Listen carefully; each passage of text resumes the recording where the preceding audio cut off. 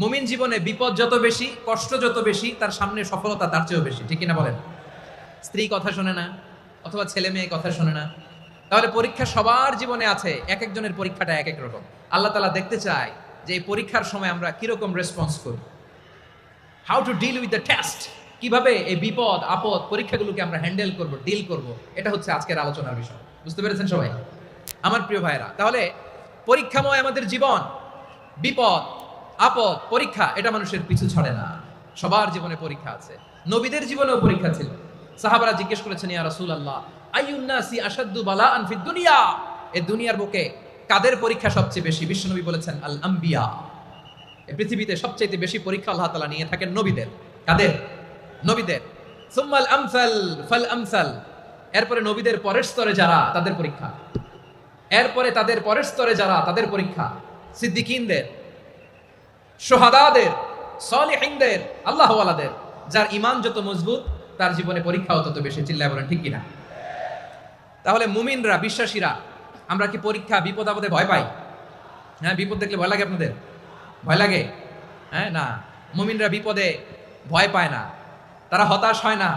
সুবহানাল্লাহ। তারা নিরাশ হয় না। বিশ্বাসীরা হাল ছেড়ে দেয় না, তারা ভরসা রাখে একজনের উপর। চিল্লায় বলতে হবে তিনি কে? কারণ মুমিন জানে the grief isn't permanent, the test isn't permanent, the struggle in our life isn't permanent. আমাদের জীবনের দুঃখ, কষ্ট, স্ট্রাগল এগুলো পার্মানেন্ট নয়। after every difficulties there is an ease. সব কষ্টের পরেই একটা সুখ আছে না নাই? রব্বুল আলামিন বলেন, ফা ইন্না মাআল উসরি ইউসরা, ইন্না মাআল উসরি ইউসরা।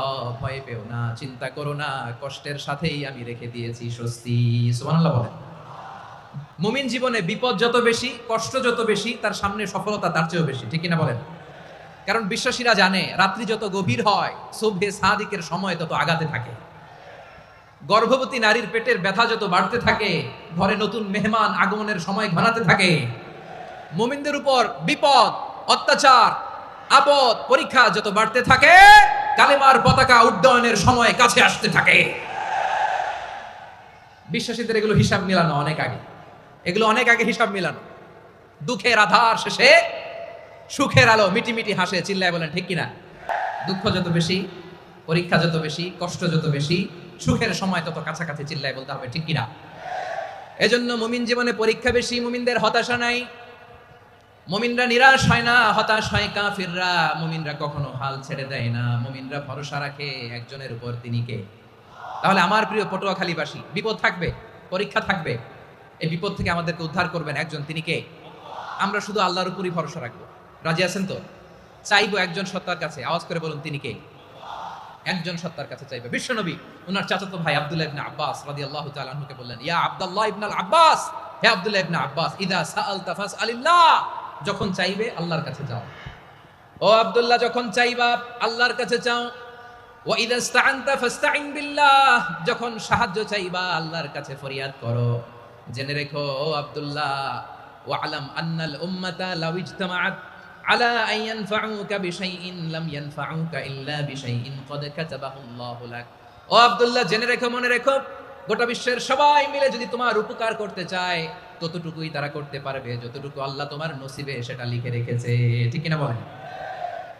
আর যদি গোটা বিশ্বের সবাই মিলে তোমার বিরুদ্ধে কনস্পাইরেসি করে, ষড়যন্ত্র করে, গোটা বিশ্বের সবাই মিলেও যদি তোমার ক্ষতি করতে চায়, ততটুকুই শুধু পারবে যেটা আল্লাহ তোমার জন্য বরাদ্দ রেখেছে। যতটুকু আল্লাহ তাআলা তোমার জন্য বরাদ্দ রেখেছে, অতটুকুই ক্ষতি করতে পারবে। এর এক চুল বেশিও করতে পারবে না, কমও করতে পারবে না। চিল্লায় বলেন ঠিক কিনা?